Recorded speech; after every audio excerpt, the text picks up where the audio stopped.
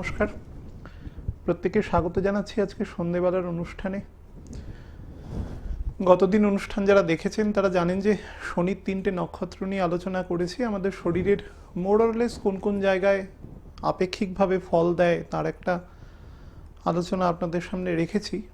আজকে যেটা নিয়ে আলোচনা করব সেটা হচ্ছে বুধের 3টে নক্ষত্র আমাদের শরীরের কোন কোন অংশকে মুখ্যত প্রভাবিত করে, তার উপরে একটা একদম মোটা দাগের আলোচনা।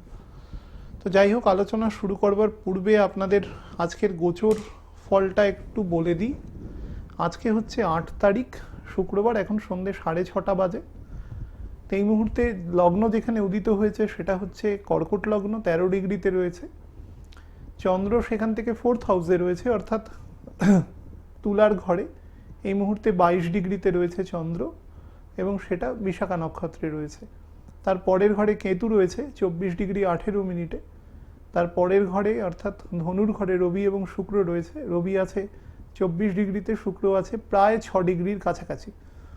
তার পরের ঘরে অর্থাৎ মকর রাশিতে বৃহস্পতি রয়েছে 10 ডিগ্রি 25 মিনিট। বৃহস্পতি ক্রস করে গেছে 10 ডিগ্রি। আচ্ছা, আর শনি আছে 8 ডিগ্রি 20 মিনিটে। তার সাথে বুধ আছে এই মুহূর্তে 6 ডিগ্রিতে। মেষ রাশিতে মঙ্গল রয়েছে 6 ডিগ্রি 34 মিনিটে, এবং তার পরের ঘরে অর্থাৎ বৃষর ঘরে রাহু রয়েছে 24 ডিগ্রি 18 মিনিটে। এই হচ্ছে ইমিডিয়েট প্ল্যানেটারি পজিশন, এবং এটা কিন্তু যথেষ্ট বেটার প্ল্যানেটারি পজিশন। বহু লোককে যখন এই কথাটা বলি যে এটা বেটার প্ল্যানেটারি পজিশন বা ভালো দশা, বহু মানুষ আমাকে পাল্টা প্রশ্ন করেন, এটা কি সব থেকে ভালো দশা? এখন সব থেকে ভালো কোনটা সেটা তো অত বড় আয়ু আমার নেই। সে তো পৃথিবীর যারা মহাপুরুষ তারা কোটি কোটি বছরের পূর্বাভাস দেখেছেন। আমি যেটা বলি সেটা হচ্ছে ইমিডিয়েট। আপনার আমার কাছে কারোর কাছে অপশান নেই, এরকম কোনো টাইম মেশিন নেই যে আমরা পিছনে চলে যেতে পারি 10 বছর আগে, যখন আপনি কম্পারেটিভলি বুঝতে পেরেছেন যে ওই সময়টা আপনার ভালো সময় ছিল। বা আপনি ভাবতে পারেন এরকম একটা ইমাজিনেটিভ ব্যাপার যে 10 বছর পরে আমার ভালো এই সময় আসবে, আপনি যেতে পারবেন না। সুতরাং আপনাকে, আমাকে, সবাইকে এই সময়টাকে ভোগ করতে হবে। টাইমকে ভোগ না করে টাইম যায় না, প্রত্যেককেই ভোগ করায়। সেটা জীব জড় প্রত্যেককে, এবং প্রত্যেকটা প্রাণী তার তার কনসেন্স অনুসারে সেই সময়কে ভোগ করে। সে আমরা মানুষ, সব থেকে হাইয়েস্ট লেভেল অফ কনসেন্স আমাদের আছে। তো সেই কনসেন্স লেভেল অনুসারে আমাদের ভোগ করতে হবে, এবং এর মধ্যে যেটা সব থেকে কম্পারেটিভ বেটার টাইম সেটাকে এটাই বলা যায়। সেটা কতদিন বলা যায় না, মোটামুটি মে মাসের এন্ড, জুন মাসের প্রথম উইক পর্যন্ত। আমি বারবার বলেছি দৃশ্যপট খুব দ্রুত পরিবর্তন হবে, দেখবেন সারা পৃথিবী জুড়ে খুব দ্রুত অনেক কিছু পরিবর্তন হবে, যেটা বেশ কয়েক বছর, মোটামুটি 1.5-2 দশক হয়নি। এরকম কিছু জিনিসের চেঞ্জ আপনারা দেখতে পাবেন 24 সালের প্রায় এন্ডের মধ্যে। আমি অ্যাকচুয়ালি বলতে পারছি না, হয়তো 25 সালের শুরুর দিকে শনি কুম্ভ রাশি ত্যাগ করে মীন রাশিতে যাবে। এই 25 সালের শুরুর মধ্যে আপনারা প্রচুর কিছু জীবনে চেঞ্জ দেখতে পাবেন। এবার যে কোনো বাচ্চা ছেলেকে জিজ্ঞাসা করলে বলবে চেঞ্জ তো হবেই, পরিবর্তনই সময়ের নিয়ম। কিন্তু সেটা নয়, আমি বলছি মৌলিক পরিবর্তন, যৌগিক পরিবর্তনের কথা বলছি না। ফান্ডামেন্টাল চেঞ্জেস হবে প্রচুর। তো সেগুলো যার সূক্ষ্ম দৃষ্টি আছে বা অনুভব করতে পারেন তারা দেখবেন মৌলিক পরিবর্তন হবে সমস্ত ক্ষেত্রে, এটাই নিয়ম। আজকে যে টপিকটা নিয়ে আলোচনা করব সেটা হচ্ছে বুধের 3টে নক্ষত্র, সেটা হচ্ছে অশ্লেষা, জ্যেষ্ঠা এবং রেবতী। এই 3টে নক্ষত্র আমাদের শরীরের কোন কোন অংশকে এফেক্ট করলে সেটা কিভাবে করে, কোন কোন গ্রহের উপরে কতটা করে, তার উপরে একটা আলোচনা। প্রথম তো বলে নিই, গতদিনও বলেছি, আজকেও বলে নিচ্ছি, রাহু এবং কেতুর নক্ষত্র ব্যতিরেকে, অর্থাৎ রাহুর 3টে নক্ষত্র, কেতুর 3টে নক্ষত্র, এই যে 6টা নক্ষত্র 27-এর মধ্যে, বাকি 7টা আমরা রবি চন্দ্রকেও গ্রহ বলেই ধরি, কিন্তু রবি তো আর গ্রহ না, রবি নক্ষত্র এবং চন্দ্র উপগ্রহ। যদি আমি সংক্ষিপ্ত করার জন্য বলিনি যে 7টা প্ল্যানেটসের 21টা নক্ষত্র, তাহলে 21টা নক্ষত্র ব্যতিরেকে বা যে 6টা নক্ষত্র পড়ে থাকলো, সেই 6টা নক্ষত্র সবসময় সে যেখানে থাকবে সেই গ্রহ অনুসারে অর্থাৎ তার কারকতা অনুসারেই সে ফল দেবে। সে কোনোদিন কোনো কিছুকে ব্যালেন্স বা ইমব্যালেন্স এইভাবে ফল দেয় না, তার কাজই হচ্ছে ইমব্যালেন্স করা, অর্থাৎ যেখানে থাকবে সেখানে ইমব্যালেন্স করবে, এটাই তার কাজ। এবং আবহমান কাল ধরে করে আসছে, এখনও করছে, ভবিষ্যতেও করবে, এটাই তার প্রকৃতি। কিন্তু বাকি যে 21টা নক্ষত্র, 21টা নক্ষত্র যে ঘরে থাকে সেই ঘরের বিপরীতধর্মী ফল দেওয়ার চেষ্টা করে।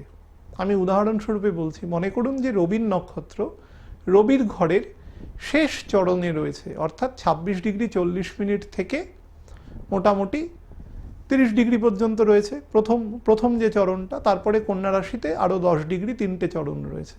তো এই চরণে কিন্তু রবির যে প্রভাব আছে সেই প্রভাব সে কন্ট্রোল করবে, অর্থাৎ রবির যে ডমিনেশন, রবির যে দোর্দণ্ড প্রতাপ, তার যে আত্মসম্মান বোধ, তার যে যশ খ্যাতি কীর্তি, এবং সেটাকে যে এক ধরনের প্রচ্ছন্নভাবে রবি উপভোগ করে। রবির মধ্যে অহংকারও আছে, রাজার মধ্যে তো অহংকার থাকবেই, কারণ তিনি সব থেকে উৎকৃষ্ট, তিনি সোর্স, সমস্ত কিছুর প্রতিপালক তিনি। কিন্তু রবি সেই অহংকারটা খুব কৌশলে চেপে রাখে। এইখানে আসলে তার এই কৌশলটা আরও বৃদ্ধি ঘটে।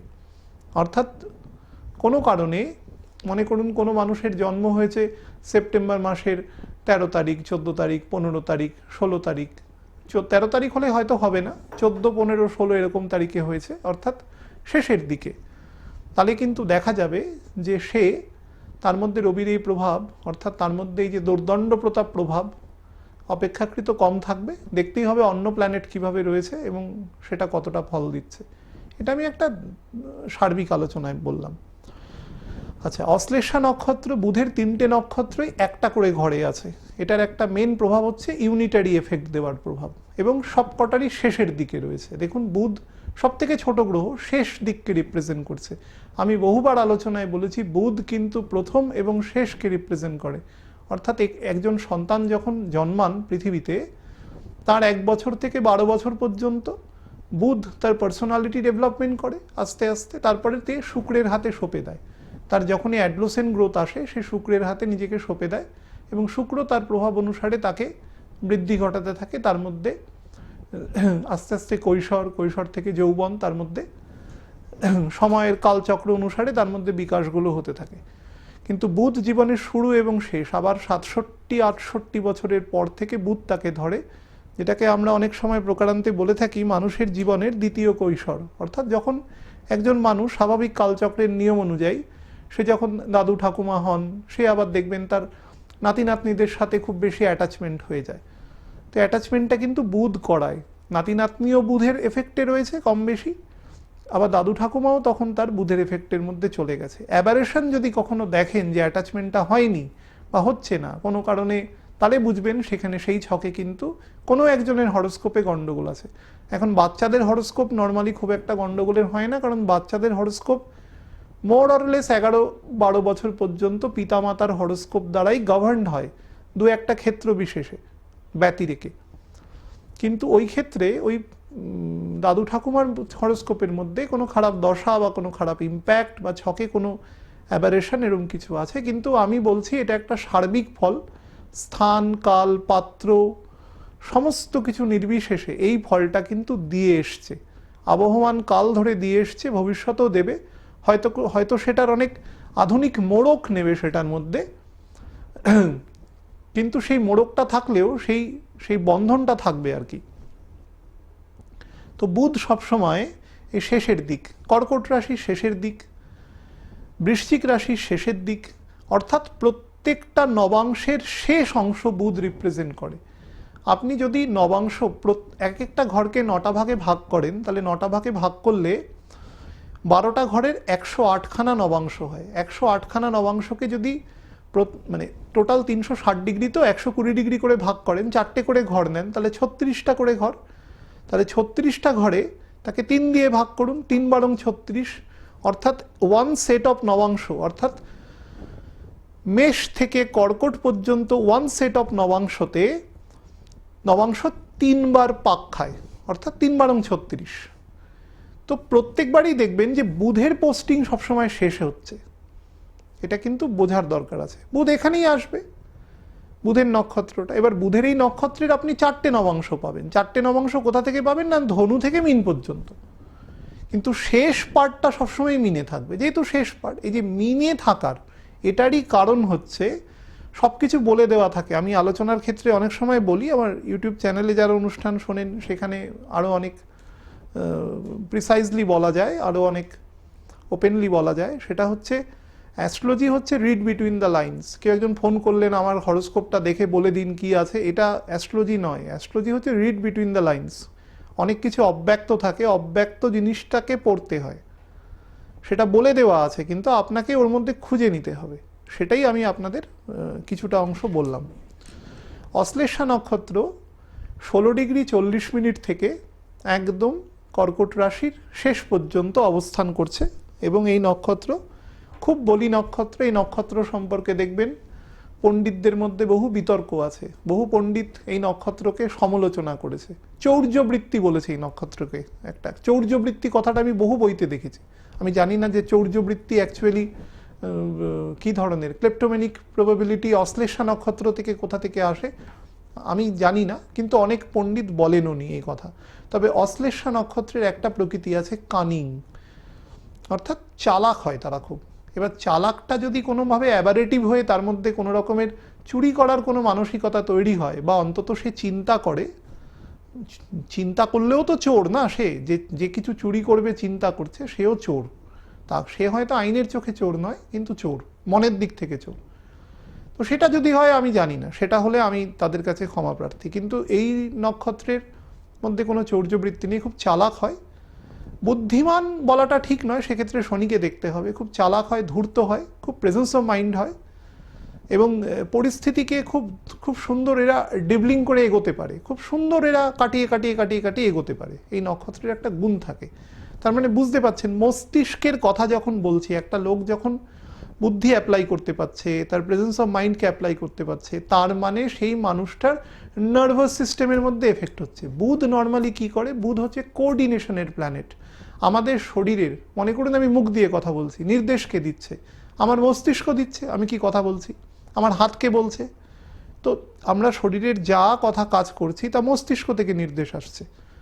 তো মস্তিষ্ক মধ্যে বুধের একটা খুব বড় ইম্প্যাক্ট রয়েছে। কারণ সারা শরীরের, মনে করুন আপনারা হয়তো দেখতে পাচ্ছেন না, আমি এই মুহূর্তে পাটা নাড়াচ্ছি, তো আমার যে পাটা নড়ছে সেটার নির্দেশ কিন্তু মস্তিষ্ক থেকে দিচ্ছে। তো মস্তিষ্ক থেকে পা পর্যন্ত এই যে কোঅর্ডিনেশনটা হচ্ছে থ্রু নার্ভ, এই কোঅর্ডিনেশনটা কিন্তু বুধ করাচ্ছে। বুধ ইজ এ কোঅর্ডিনেটিং প্ল্যানেট। যে কোনো দুটো ভিন্ন প্রকৃতির অবস্থানের মধ্যে সংযোগ স্থাপন করাই বুধের মেন কাজ। সেই জন্য আমাদের ইএনটি অর্থাৎ চক্ষু, এন নাসিকা, টি মানে গলা, থ্রোট, এই ইএনটির তিনটেই বুধ দ্বারা নির্দেশিত। কারণ আমরা চোখ দিয়ে কি করছি, আপনাকে দেখছি, আমি তো ক্যামেরার দিকে তাকিয়ে আছি, আপনারা আমাকে দেখছেন, যারা দেখছেন এই মুহূর্তে। তো আপনারা কি করছেন, চোখ দিয়ে আমার সাথে কোঅর্ডিনেট করছেন, কন্ট্যাক্ট করছেন, তো সেখানে বুধ আছে। কান দিয়ে শুনছেন, তো সেখানেও বুধ আছে। আর গলা দিয়ে আমি বলছি আমার ভোকাল কর্ড দিয়ে, তো সেটা আপনাদের কান পর্যন্ত পৌঁছাচ্ছে। তার মানে আমার গলার আওয়াজ আপনাদের কান পর্যন্ত পৌঁছাচ্ছে, কোঅর্ডিনেশন হচ্ছে। এই কোঅর্ডিনেশনটা বুধ করছে, এবং বুধ এই কোঅর্ডিনেশনের মেন প্ল্যানেট, মেন। এবার আপনাদের ব্যাখ্যা করে বোঝাচ্ছি কেন প্ল্যানেট। দেখুন বাচ্চাদের ক্ষেত্রে কি হয়, বাচ্চারা ছোটবেলায় যখন জন্মায় তারা তো কথা বলতে পারে না নর্মালি। একটা নির্দিষ্ট বয়সের পর থেকে তারা রিকগনিশন শুরু হয়, আস্তে আস্তে রেসপন্স করে। প্রথম 1 বছর একটা বাচ্চার সব থেকে বেশি গ্রোথ হয়। একটা বাচ্চা যে ওজন নিয়ে জন্মায়, আমি যদি অ্যাভারেজ ধরে নিই যে 3 কেজি, তাহলে 1 বছর পরে তার ওজন অন্তত 9 কেজি হয়, 3 টাইমস বাড়ে। একটা অ্যাভারেজ মধ্যবিত্ত পরিবারের বাচ্চা মোটামুটি সুস্থ। এবার 19-20 হবে তার যদি অ্যাবারেশন কিছু থাকে, এটা হচ্ছে নিয়ম। সব থেকে বেশি গ্রোথ প্রথম 1 বছরে হয়, তারপরেই কিন্তু বুধ ধরে নেয়। তারপরে দেখবেন সে আস্তে আস্তে কোঅর্ডিনেট করা শুরু করে, অর্থাৎ তার পিতামাতাকে, পিতামাতার পরের স্তরের যারা আত্মীয় স্বজন আছে তাদের সাথে কোঅর্ডিনেট করে। তারা তো তখন আর অত কিছু বোঝে না, যে তাকে ভালোবাসে তার কাছে চলে যায়। এই যে কোঅর্ডিনেশন থ্রু অ্যাফেকশন, বুধের মধ্যে খুব ইম্যাচুরিটি আছে। তারপরে ভার্বাল কমিউনিকেশন, অর্থাৎ কথা বলতে শেখে আস্তে আস্তে, প্রথমে আওয়াজ করে বিভিন্ন রকম, তারপরে সে আস্তে আস্তে তার বাকশক্তি আসে, সবগুলোই কিন্তু সে কোঅর্ডিনেট করছে। কার সাথে কোঅর্ডিনেট করছে? একা একা তো পারবে না, তার মানে চারপাশের লোক হচ্ছে। বুধ এটাকে সোশ্যাল পার্টকে নির্দেশ করছে। তো এর সমস্ত কিছুই কিন্তু ডাইরেক্টলি রিলেটেড টু ব্রেন, অর্থাৎ বুধ, আমি বলি দেখবেন যে মঙ্গল আমাদের ব্রেনের পেরিফেরিয়াল পার্টকে নির্দেশ করে, আর ইন্টারনাল পার্টকে বৃহস্পতি এবং বুধ নির্দেশ করে। শনি তো আপামর আছে সমস্ত জায়গায়, কারণ শনি ছাড়া তো সেই জিনিসের বিকাশই ঘটবে না, সেই জিনিসের পূর্ণাঙ্গতাই পাবে না। তো তখন শনিকে আমি আলাদা করে সরিয়ে রাখছি, শনি এবং রবি এই দুজন তো সব জায়গায় আছে, কিন্তু বুধ এবং বৃহস্পতি এই ইন্টারনাল পার্টটাকে। এবার বৃহস্পতি কি করে? বৃহস্পতি এবং স্যাটার্ন, মুখ্যত স্যাটার্ন, কিছুটা বৃহস্পতি ইন্টেলিজেন্স পার্টটাকে তৈরি করে, রবির নির্দেশে করে, এবং বুধ সেটাকে কোঅর্ডিনেট করে। আমরা কথায় কথায় অনেক লোককে বলি যে এই তুই কি বোকা আছিস, বুদ্ধু আছিস। তার মানে কি? ও কোঅর্ডিনেট করতে পারছে না আপনাকে, আপনি যা বলেছেন বা কিছু দেখাচ্ছেন সে বুঝতে পারছে না। সরাসরি বুধ সাথে বুদ্ধির যোগ আছে, কথাটা বোধি, তো বুধ রিলেটেড। কিন্তু অ্যাকচুয়ালি বুধ কিন্তু বুদ্ধি নয়, বুধ হচ্ছে কোঅর্ডিনেশন করতে পারছে কিনা। বুধ যখন যখন বকরি হয়ে যাবে, আমি বারবার আলোচনায় একটা জিনিস বলেছি, কিছু কিছু সেক্টর ব্যতি রেখে বুধ যখন বকরি হয়ে যাবে, বুধ কিন্তু কোঅর্ডিনেশনে মারাত্মক রকম গন্ডগোল করে, মারাত্মক রকম। কারণ বুধ আমাদের সমস্ত রকম গতি প্রকৃতির সাথে যুক্ত, সুতরাং নার্ভাস পার্টের সাথে যুক্ত। অশ্লেষা নক্ষত্রে যদি কখনো মঙ্গল, শনি, বৃহস্পতি এই জাতীয় বড় প্ল্যানেটস, মঙ্গল মানে আমি বকরির কথা বলছি, সেই জন্য মঙ্গলকে বড় হিসাবে কনসিডার করছি, না হলে মঙ্গল একটি টাইনি প্ল্যানেটস। তো এরা যদি কখনো বকরি হয়ে যায়, তাহলে কিন্তু মাথায় রাখতে হবে সে মানুষ বুদ্ধি প্রচুর থাকবে, কিন্তু রিয়্যাক্ট করবে দেরিতে, বা রিয়াকশানের মধ্যে প্রচুর ইমোশনাল পার্ট থাকবে, অর্থাৎ রিয়াকশানের অনেকগুলো মোড়ক থাকবে, তারপরে প্রকৃত রিয়াকশানটা আসবে। আমি হয়তো বোঝাতে পারলাম না কথাটা। মনে করুন 1917 বা 18 সালে কোনো একজন ব্যক্তির জন্ম, 17 সালে মনে করুন জন্ম, তো সে মানুষের অশ্লেষা নক্ষত্রের শেষের দিকে মনে করুন জন্ম, তো সে মানুষের অশ্লেষা নক্ষত্রে শনি আছে। যদি বকরি থাকে, আমি অ্যাকচুয়ালি বলতে পারছি না কোন সময় এটা বকরি ছিল, যদি বকরি থাকে, তাহলে সেই বকরি শনির মানুষ কিন্তু অনেক লোকের কথা শুনবে, রিয়াকশানটা পরে দেবে, অর্থাৎ তার নিজের সাথে একটা যুদ্ধ হবে, যুদ্ধ হয়ে সে তারপরে, অর্থাৎ তার অনেকগুলো পরত তার খুলবে, তারপরে সে রিয়াকশানের দিকে যাবে। খুব দ্রুত ডিসিশন মেকিং এবিলিটি থাকে না, আর যদি দ্রুত ডিসিশন নেয় সেটা কিন্তু ভেহেমেন্টলি, যদি খারাপ দশায় থাকে তাহলে তো প্রশ্নই নেই, তাহলে ভেহেমেন্টলি কিন্তু 90% ডিসিশন রং হবে তার, অর্থাৎ হটকারী সিদ্ধান্ত নিয়ে ফেলবে। এই নক্ষত্রের মধ্যে হটকারিতা থাকে, যে শব্দটা আমি আসতে চেষ্টা করছিলাম এতক্ষণ। মঙ্গল থাকলে সবচেয়ে হটকারী থাকে, বৃহস্পতি থাকলে কম্পারেটিভলি কম, শনি থাকলে কম্পারেটিভলি কম। কিন্তু শনি থাকলে যেটা করে সেটা হচ্ছে অত্যন্ত বিলেটেড ডিসিশন এরা নেয়, বা ডিসিশন ফ্লাকচুয়েশন করে। প্রথমে ডমিনেশন করে, তারপরে লোকের কাছে হার স্বীকার করতে পারে না, তারপরে গিয়ে আলটিমেটলি যখন পরিস্থিতি খুব ডেবাকাল হয় তখন লোকে শরণাপন্ন হয়, শরণাপন্ন হওয়ার পরে তারপরে যখন আলটিমেটলি সেই লোক ডিসিশন দেয় বা আরও দু তিনজনের কাছে যায়, অর্থাৎ এরা সহজে বিশ্বাস করতে পারে না, সহজে এরা একটু ডিসবিলিভ করে মানুষকে, 3-4 জন লোকের কথা নিয়ে তারপরে কনফার্মেশন করে তারপরে একটা ডিসিশনে যায়। ঠিক এরকমই দেখবেন 1977-এ যাদের জন্ম, বা মোটামুটি ভারতবর্ষ যখন স্বাধীন হয়েছে সেই সময় কালে যখন যাদের জন্ম, একটু পরের দিকে 47-এর 48 এরকম সময়, 48-এ প্রথম দিকে অশ্লেষা নক্ষত্রে যখন শনি এসছে, এটাতে শনির একটা বেসিক জায়গা। তো অশ্লেষা নক্ষত্র আমাদের নার্ভকে দেখে, আমাদের বাক সংযমকে দেখে, খুব দ্রুত রিয়াক্টিভ করে প্রথম দিকে, তারপরে ঠান্ডা, তারপরে আবার রিয়াক্টিভ। কিন্তু এরা অধিকাংশ ক্ষেত্রে পরের দিকের ডিসিশনটা এদের ক্ষেত্রে ভালো হয়, প্রথমটা হয় না। অশ্লেষা নক্ষত্রের আরেকটা প্রবলেম আছে, অনেকের দেখবেন যে কোনো একটি আইজ, বিশেষ করে বাম চোখ হঠাৎ করে মুদে আসে, বন্ধ করে আসে, বন্ধ হয়ে যায়, বা যেটাকে আমরা খুব খারাপ সংকেত বলে বলি যে চোখ বন্ধ, বাম চোখ লাফাচ্ছে বা বন্ধ হচ্ছে, একটা নার্ভাস সিস্টেমের প্রবলেমের জন্য এটা হয়। এই নক্ষত্র কিন্তু শুক্র যদি কখনো এই নক্ষত্রে বকরি থাকে, রাহু বা কেতু যুক্ত বা দৃষ্ট, তাহলে কিন্তু এই সম্ভাবনা প্রবল থাকে। আমি কিন্তু ওয়ান অফ দ্য আইজ বলেছি, বাম চোখ বলার পেছনে অন্য একটা কারণ আছে। কোন চোখকে কোন অংশ নির্দেশ করে, শরীরের কোন পার্টকে, সেটা একদিন আলোচনায় বলবো। কোন পার্টকে কোন জায়গা নির্দেশ করছে, কোন নক্ষত্র বা কোন গ্রহ, মুখ্যত গ্রহ বা কোন ঘর, সেটা কিন্তু দেখে। আচ্ছা, তারপরে হচ্ছে জ্যেষ্ঠা নক্ষত্র। জ্যেষ্ঠা নক্ষত্র পুরোপুরি নার্ভাস সিস্টেমকে দেখে, ঠিক যেরকম বললাম। আমাদের অনেকেরই দেখবেন যে কিছুক্ষণ বসে আছে একভাবে, বসে থাকলে না শরীরের কোনো অংশ অবশ হয়ে যায়, পা অবশ হয়ে যায়, নাকি উঠে দাঁড়ানোর পরে খানিকক্ষণ বাদে যখন রক্ত সঞ্চালনটা প্রপার হয় 30 সেকেন্ড বা কারুর ক্ষেত্রে 1 মিনিট 2 মিনিট, কারুর 5 মিনিট পরেও এই প্রবলেমটা কাটে।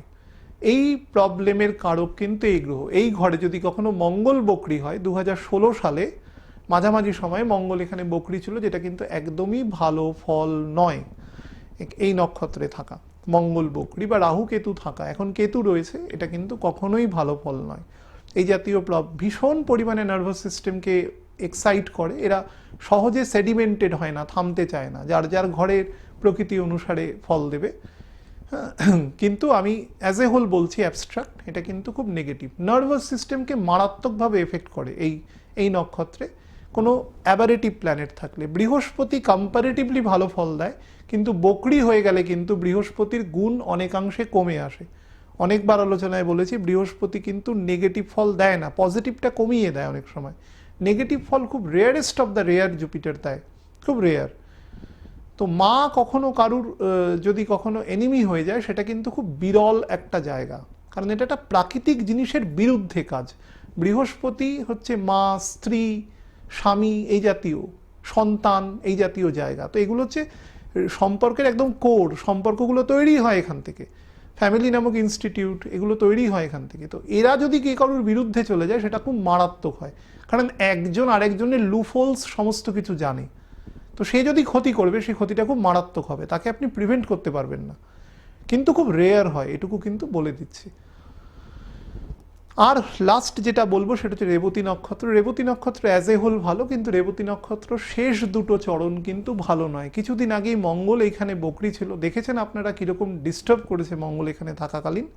যারা যারা ভোগ করেছেন, মোটামুটি সেপ্টেম্বর মাসে 9 এবং 10 তারিখের মানে জাংচারে মঙ্গল এখানে বকরি ছিল। তো কিন্তু ফলটা দেওয়া শুরু করেছে কিন্তু যখন এই ঘরে ঢুকেছে আর কি, আলটিমেটলি বকরি হওয়ার পর থেকে, তারপর থেকে কিন্তু ফল দিয়েছে, এবং খুব খারাপ ফল দিয়েছে। পুজোর সময় বা তার পরবর্তী সময় কিন্তু খারাপ ফল দিয়েছে। 21 ডিগ্রি পর্যন্ত ছিল, প্রায় 3টে চরণ এখানে ছিল। রেবতী নক্ষত্রে কিন্তু বকরি মঙ্গল কখনো ভালো ফল দেয় না, কখনো। বুধের নক্ষত্রে মঙ্গল বকরি কখনো ভালো ফল দেয় না, কখনো নয়। একদম ছককে একদম একাই ডিস্ট্রয় করে দেওয়ার জন্য যথেষ্ট, যথেষ্ট। এও নার্ভের রোগ সৃষ্টি করে, তার সাথে যাদের স্ট্যামারিং প্রবলেম আছে, কথাবার্তা আটকে যায়, বলার সময় প্রবলেম আছে, কথা বুঝিয়ে বলতে পারে না, কথার খেই হারিয়ে যায়, একটা কথা থেকে আর একটা কথায় চলে যায়। যে দেখবেন বহু মানুষের মধ্যে এখন একটা খুব মারাত্মক রকম প্রবলেম দেখা দিচ্ছে, ভুলে যাওয়ার প্রবণতা, অতিরিক্ত নার্ভের ওপরে প্রেশার। একটা সময়ের পরে তারা অ্যালজাইমার বা এই জাতীয় রোগগুলো, আগেও হতো হয়তো কিন্তু কম হতো, এখন প্রপোর্শনেটলি বেশি হচ্ছে। তার একটা কারণই হচ্ছে এই নক্ষত্রের প্রভাব। এই নক্ষত্র কিন্তু মস্তিষ্কের কোঅর্ডিনেশনকে একদম নষ্ট করে দেয়। স্যাটার্ন বা জুপিটারের মতো নক্ষত্র মানে গ্রহ যদি এখানে ম্যাল পজিশন থাকে, রাহু বা কেতু যুক্ত দৃষ্ট বা বকরি মঙ্গল যুক্ত দৃষ্ট থাকে, তাহলে কিন্তু এই জাতীয় মানুষের ক্ষেত্রে শেষ বয়সের দিকে দশা অন্তর্দশা প্রকারভেদে, খুব অ্যাবস্ট্রাক্ট আলোচনা করছি, যে আলোচনা থেকে কোনোদিন কনক্লুশন পাওয়া সম্ভব নয়, কিন্তু মোটের ওপরে বলতে হচ্ছে, সেটা কিন্তু খুব খারাপ ফল দেয়। এই নক্ষত্র কিন্তু মূলত নার্ভকে দেখে, যাদের সাইনাসের প্রবলেম আছে তাদের দেখে। অনেকের দেখবেন হাই প্রেশার হলে মাথার পেছন থেকে একেবারে ঘাড় পিঠ পর্যন্ত যন্ত্রণা করে, এই নক্ষত্রের কারণে করে। এই নক্ষত্র কিন্তু পেইন দেয় একটুখানি, অর্থাৎ কোনো একটা ইনসিডেন্ট হবে শরীরের মধ্যে, তার থেকে যে পেইন যে তৈরি হবে, সেটা কিন্তু শরীরকে ফিল করাবে। এই নক্ষত্রের একটা নেগেটিভ দিক। আরও অনেক কিছু বলার ছিল, কিন্তু সময় আর নেই। তো আজকে এখানেই শেষ করতে হচ্ছে, সামনের দিন নতুন বিষয় আলোচনা করব। ভালো থাকবেন প্রত্যেকে, নমস্কার।